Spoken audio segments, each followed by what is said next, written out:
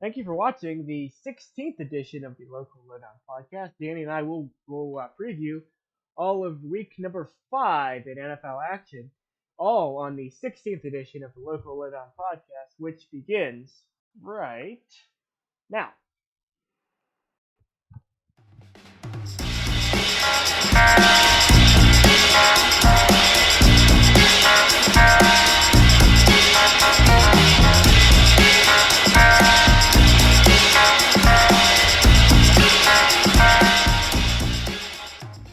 Hello, welcome to episode number 16 of the Local Lowdown. My name is Zach Bischoff, and I am, as always, joined by Danny Shannon, sir. by a seemingly coughing Danny. So we'll excuse that for today. All right, I will keep him muted until I call him to speak. All right, today we are going to be talking, as I said in the open, about week number 5 in NFL action. So, Danny, where the heck are you going?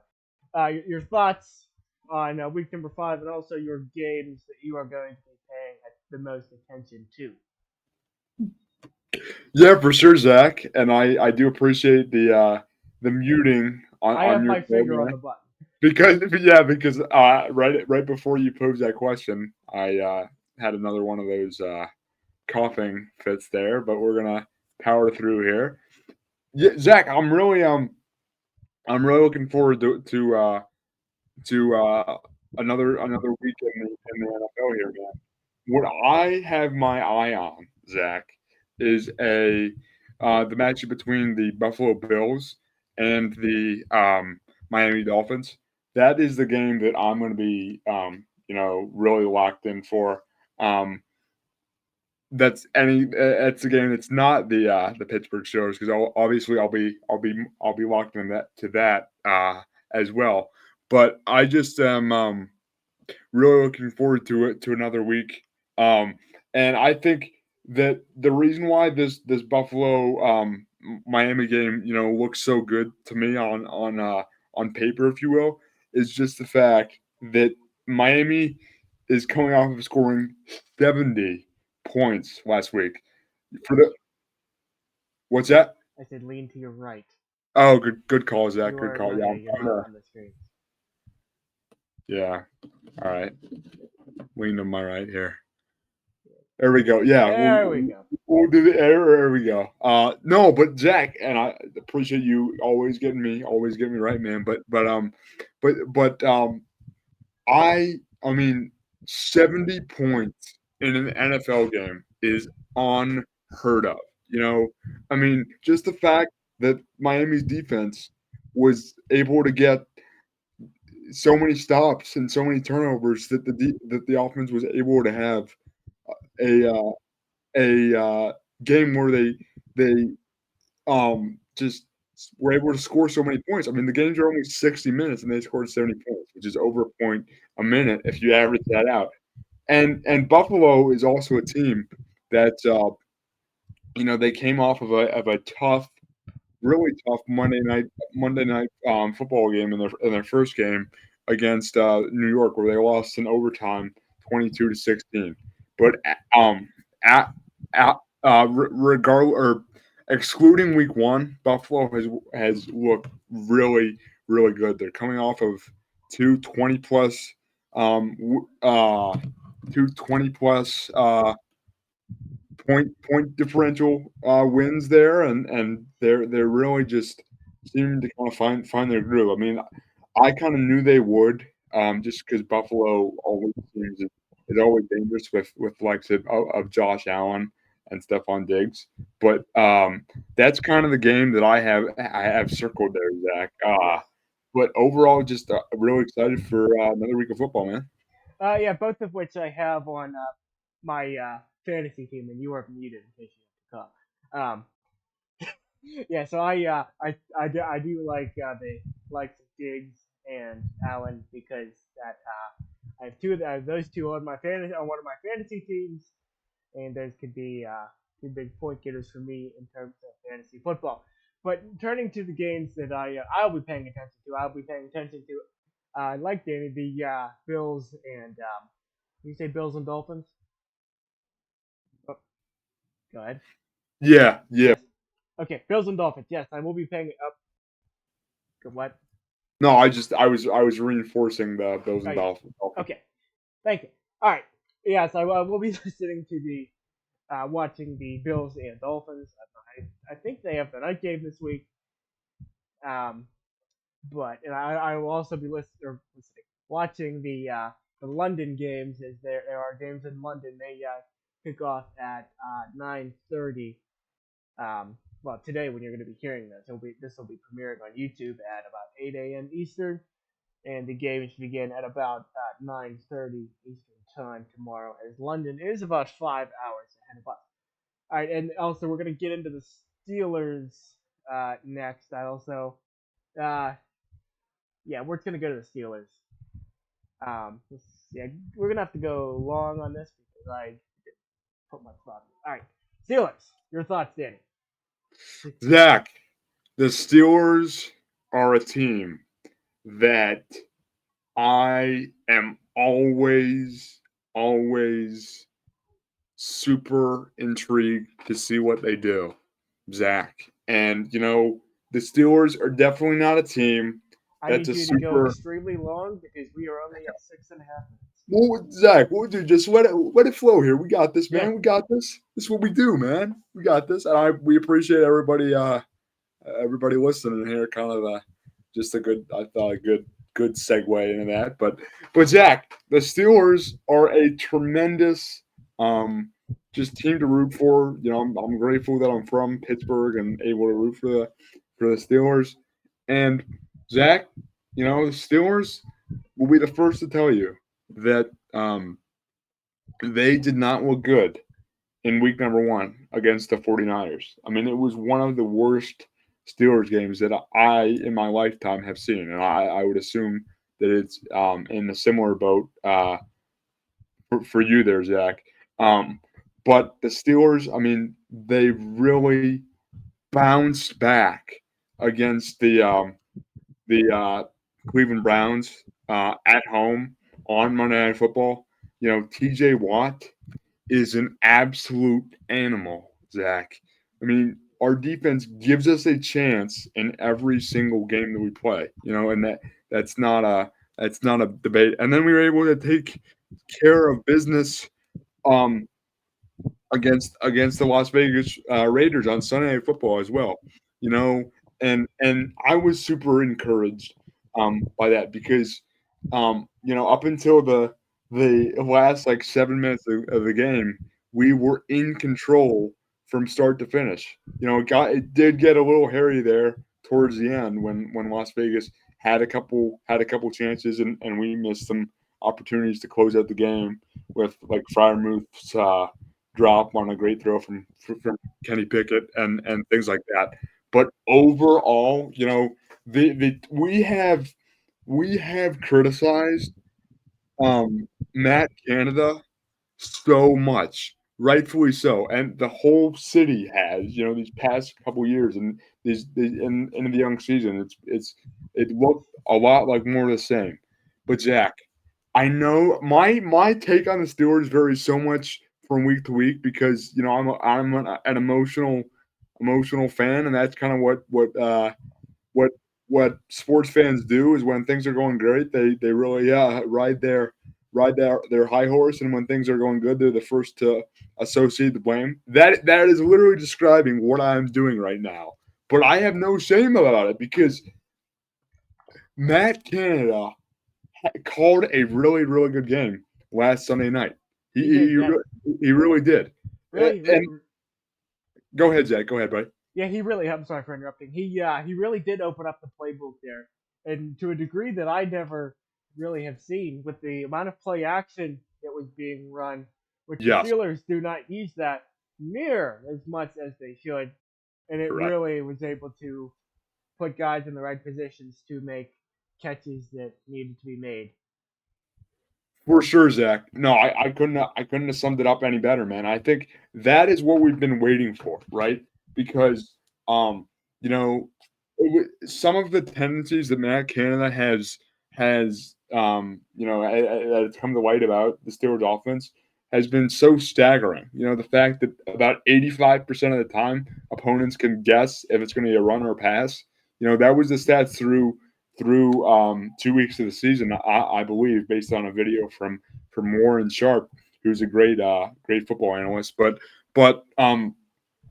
Zach, I think you make a tremendous point, and that's what I'm looking forward to watching. Hopefully on Sunday against the Texans. I really want play action to be used more. Calvin Austin to be getting more targets because of how much speed the guy has. My one thing that I want to see improvement on, Jack, and I'll be, I think we really need to execute this well. Is we've got to start games better because these first three games we haven't scored on our opening drive. And we've gone three and out for the most part on all of our opening drives, and it's taken a while for our offense to get going.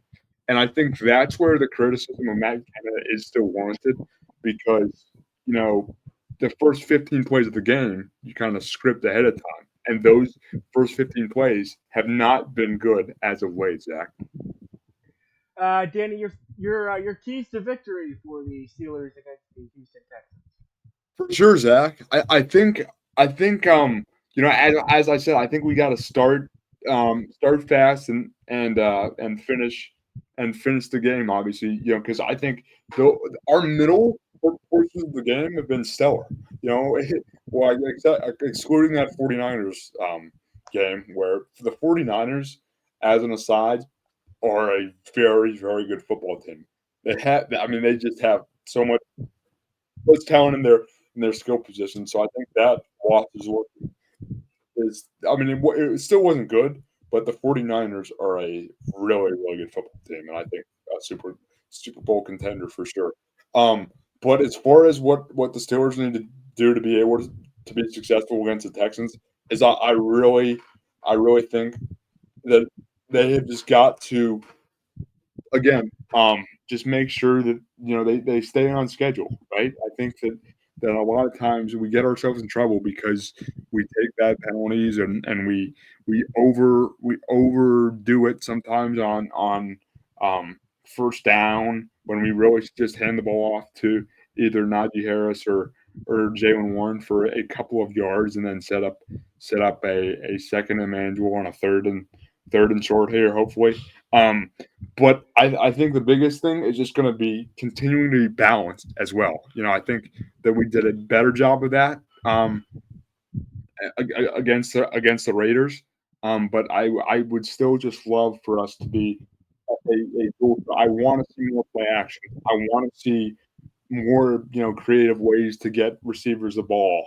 I want to see Jalen Warren be continued to use more, and I want to see Najee Harris be a physical running back because that is a facet that's been missing. So those are I know that's I know that all those requests are probably not going to be granted here, which is fair because it's still a young season here. But those are some things that I'm looking for, man.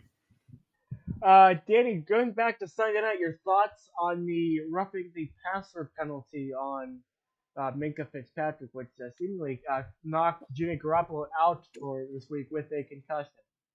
Yes, Zach, that's another Oh, also, two-part question. Your thoughts yeah. on Jalen Warren losing, I believe it was an entire week's pay for I believe it was illegal use of helmet that was not flagged. Again, I think was that in the Oakland game? I forget when that was. I may have already been over this, but Yeah, no, dude, I I don't think think we've that talked was about an it illegal on the use. podcast, but that's another great point there, man. Because I think it all ties into player safety and reffing and all those fun things that everybody always really enjoys getting riled up about. I mean, but as Me, far as yeah, no, I mean, and I I think where I'll start, Jack, is I'm gonna play the advocate of the officials here, which maybe a lot of our Steelers fans are probably not gonna want to hear. I Um, don't. and yeah, you're definitely not gonna want to hear this. But I'm gonna kind of take the sides of the officials here first. I first off, I don't agree with the call. I want to put that out there first. I Good. think the hit on Mika Fitz, or the hit that Mika Fitzpatrick gave to Jimmy Garofalo was a completely legal hit. I mean, he really did not lead with the head much at all, and I mean, it seemed like a very textbook hit to me. Now, obviously, um, you know, hopefully Jimmy Garofalo can get back, and you never want to see a player not be able to play due to injury. So hoping for the best for Jimmy Garoppolo there. But as far as the hit, Zach, I really don't agree with it.